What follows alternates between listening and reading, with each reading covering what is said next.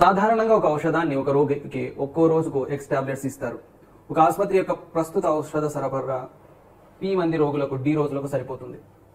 వారికి రోజుకు ఇచ్చే ఔషధ మోతాదును 20% పెంచి రోగుల సంఖ్యను 1/3 వంతు తగ్గిస్తే ఇప్పుడు ఆసుపత్రికి సరఫరా చేయబడిన ఔషధాలు ఎన్ని రోజులకు సరిపోతాయి? ఇక్కడ కన్సంప్షన్ అనేది ఉంది. ఇప్పుడు మీరు గమనించాల్సిన విషయం ఏంటంటే ఇక్కడ ఏం జరుగుతోంది, అసలు వాల్యూస్ ఏమేమి ఉన్నాయో చూడండి. సాధారణంగా ఒక రోజుకి ఎన్ని టాబ్లెట్లు ఇచ్చేవాళ్ళు ఎక్స్ టాబ్లెట్స్ ఇస్తారు, రైట్? ఇప్పుడు ఒక ఆసుపత్రి యొక్క ప్రస్తుత ఔషధ సరఫరా P మందికి రోజులకు D రోజులకు సరిపోతుంది. ఔషధ సరఫరా ఏదైతే ఉందో మెన్ డేస్ P మందికి D రోజులకు సరిపోయే ఔషధ సరఫరా ఉంది. ఎప్పుడు రోజుకి వాళ్ళకి ఎక్స్ టాబ్లెట్స్ ఇస్తే, so tablets per D X ఇచ్చినప్పుడు ఇప్పుడు రోజుకి ఇచ్చే ఔషధ మోతాదు 20% పెంచారు. సో ఇంతకుముందు ఎక్స్ టాబ్లెట్స్ ఇచ్చేవాళ్ళు రోజుకి, ఇప్పుడు 20% పెంచారంటే 120%. దీనికి 20% అంటే ఎక్స్ ప్లస్ 20% కదా, అంటే 1.2x టాబ్లెట్స్ ఇస్తున్నారు.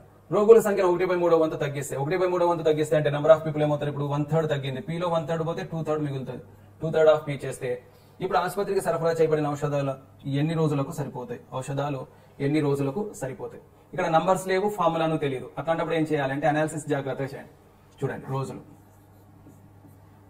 రైట్? ఇప్పుడు మనకి ఔషధ మోతాదు రోజు ఇచ్చే ఔషధ మోతాదు మనం పెంచాం. రోజు ఆ పర్సన్కి ఇచ్చే ఔషధం యొక్క మోతాదుని పెంచినాం.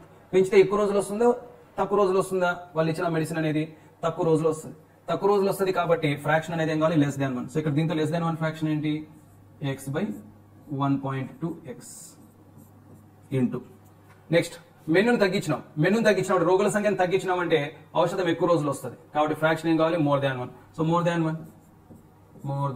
సో కాబట్టి <1 అంటే P కంటే 2/3 చిన్నది, సో పెద్దది బై చిన్నది వేయాలి. సో P బై 2/3 ఇది మన యొక్క ఆన్సర్ అవుతుంది. ఇప్పుడు ఏమైంది మనకి ఇక్కడ ఈ వాల్యూ అనేది XX క్యాన్సిల్ అయిపోతుంది, రైట్? XX అనేది క్యాన్సిల్ అయిపోతే మనకి PP కూడా క్యాన్సిల్ అవుతుంది. సో ఫైనల్ గా ఏం మిగులుతుందో చూద్దాం. This into 1/1.2 into PP cancel కదా, 1/2/3 అంటే రివర్స్ చేస్తే 3/2 అవుతుంది, 3/2. సో దీన్ని మీరు సింప్లిఫై చేసినట్టయితే D ఇంటూ దీనిని మనం ఏమని రాయొచ్చు అంటే 5/6 అని రాయొచ్చు. 5/6 ఎందుకంటే 1/1.2 అంటే 10/12 అనొచ్చు. 10/12 అంటే 5/6 into 3/2 so that will give you how much, 3 తో 2 times, so that will give you 5/4D. So ఎన్ని రోజులు సరిపోతుంది, 5/4D. కాబట్టి మన ఆన్సర్ ఏం కావాలి, option A, right? Please make a note of this.